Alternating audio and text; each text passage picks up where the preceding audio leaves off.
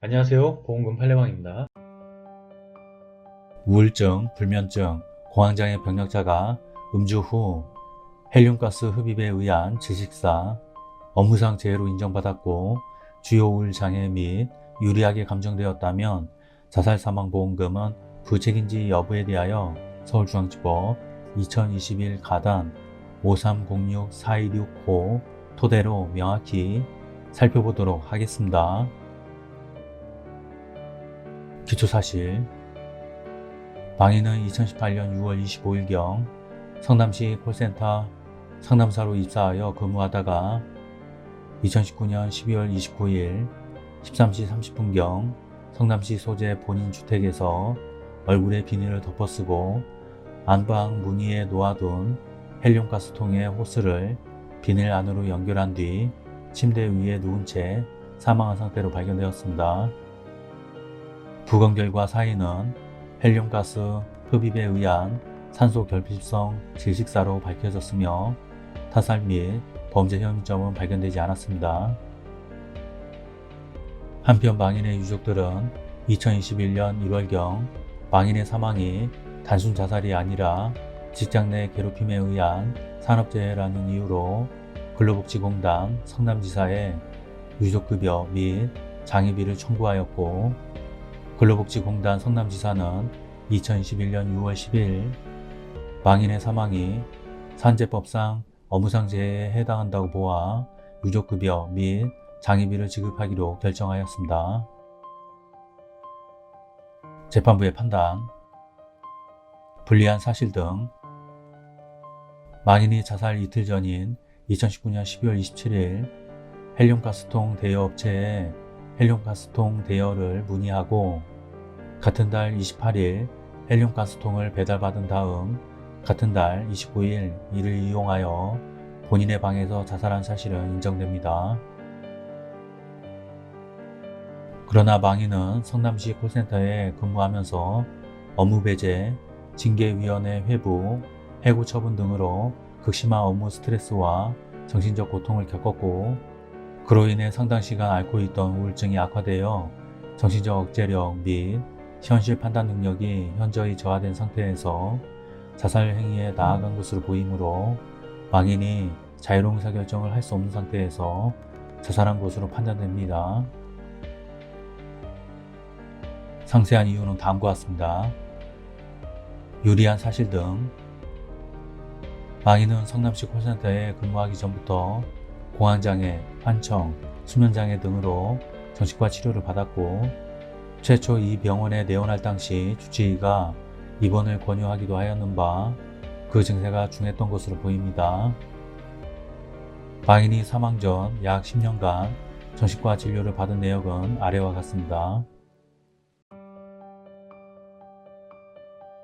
망인은 2018년 6월 25일경부터 성남시 콜센터에서 근무하면서 콜센터 조직 내의 비합리적인 운영 행태, 관리자 등의 공개적인 지적, 모욕, 업무 배제, 업무 질책 등으로 인하여 자살 충동, 우울감, 자괴감 등의 증상이 발현 내지 악화되었고, 혼합형 불안 및 우울병 장애 등으로 2019년 한 해 동안만 25차례 이상 정신과 치료를 받았습니다. 망인은 2019년 1월경부터 2019년 6월 20일경 병가를 신청할 무렵까지 극심한 스트레스에 시달렸고, 평소 45kg 정도의 몸무게가 38kg까지 줄어들었습니다.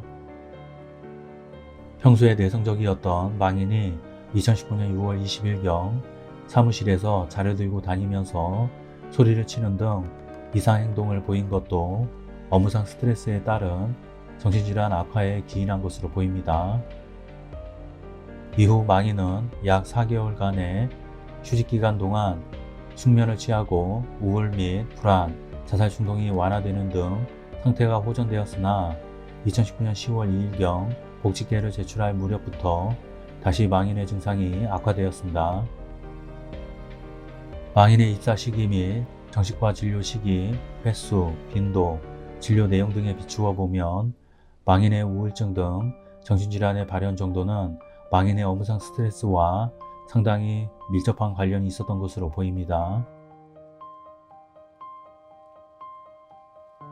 망인은 2019년 10월 20일 복직하였는데 그 직후인 2019년 10월 31일 전 콜센터 운영팀장으로부터 업무방해 혐의로 고소를 당하였고 2019년 11월 4일에는 매니저로부터 특수상해 혐의로 고소를 당하였습니다.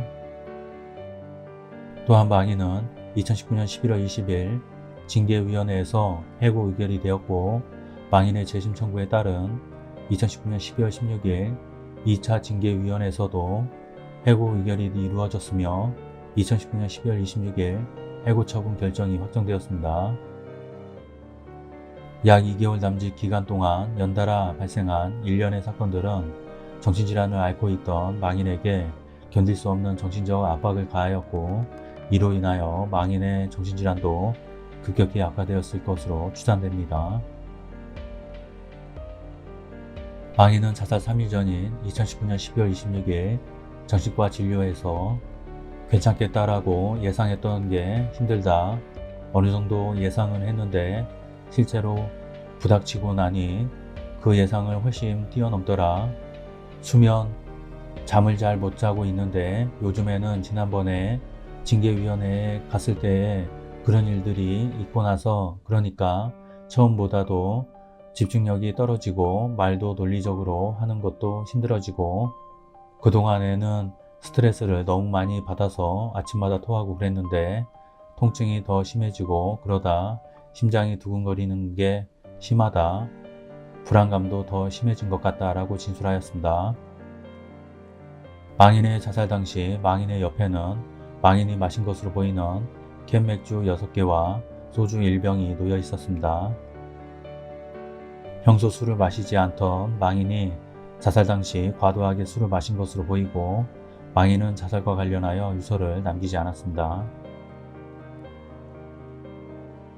망인의 사망이 산재법상 업무상재해에 해당하는지 여부와 관련하여 해당 질병 전문의 등 전문가들로 구성된 업무상질병위원회는 상담 업무와 관련한 피드백 과정에서 업무 경위서, 부진 항목, 개선 계획서 작성 요구 등 과도한 수준의 업무 질책과 폭언 등의 괴롭힘이 인정되고 휴직 후 복직하는 과정에서 업무 배제 및 징계위원회 회부 진행과 해고 처분 등이 정신적 부담이나 스트레스의 가중 요인으로 작용하여 정신적 이상 상태에서 극단적 선택을 하는데 영향을 미쳤을 것으로 판단되는 바 신청 상병과 업무와의 상당 인과관계가 인정된다고 의견을 밝혔습니다.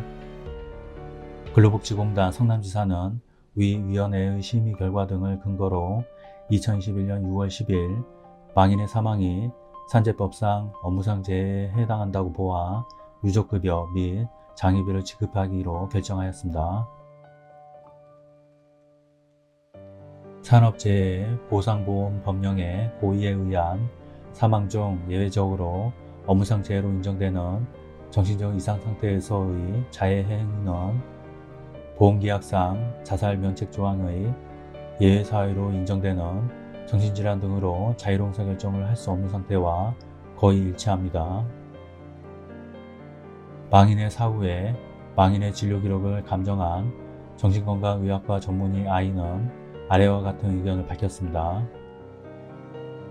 망인은 2019년 10월 초 회사에 복직한 이후 우울, 불안, 불면, 무기력, 자신감 저하, 자살 사고 등의 증상이 지속되다가 12월에 더욱 악화되어 2019년 12월 26일 마지막 진료 시에 우울, 불면, 무기력, 자신감 저하, 집중력 저하, 긴장, 구토, 두통, 심한 불안 상태에 있었음.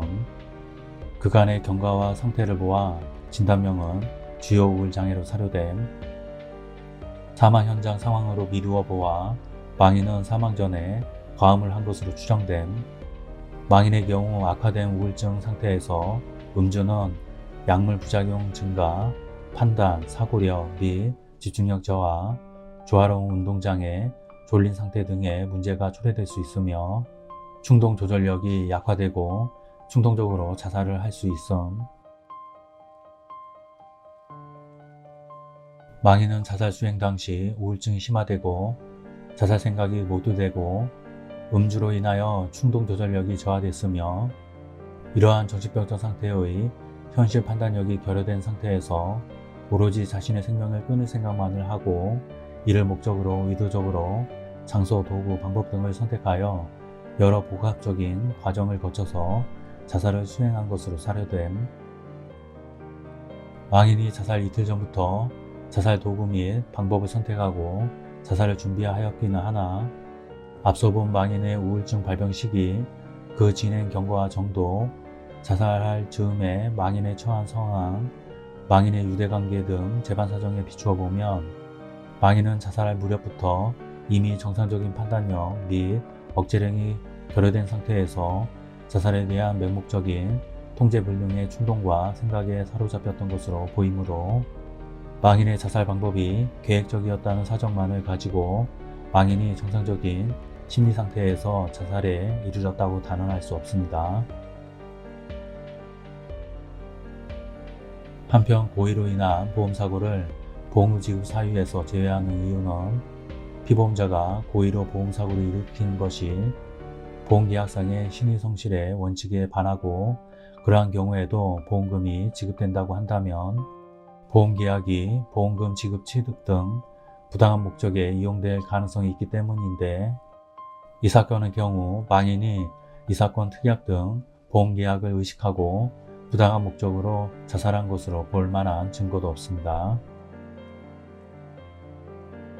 한편 외래의 사고란 사망의 결과를 발생케 한 직접적인 원인 행위가 피보험자의 신체의 외부에서 작용하는 것을 말합니다. 망인의 우울증 등과 같은 병적 상태가 원인의 일환이 되어 망인이 사망하였다고 할 수 있지만 이러한 정신질환 등의 병적 상태는 망인 사망에 있어서 간접적인 영향인자에 해당할 뿐 직접적인 사망을 야기한 사고는 헬륨가스 흡입이라는 외부적 행위에 의한 것입니다.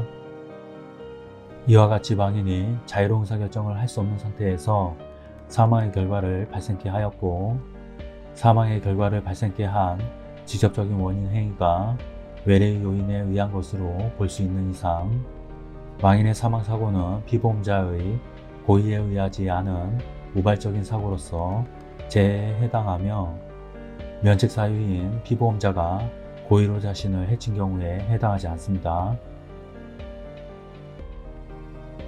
결론적으로 보험회사는 보험 수익자에게 재해사망보험금을 지급할 의무가 있습니다. 마치겠습니다. 긴 시간 시청해주신 점 고맙습니다.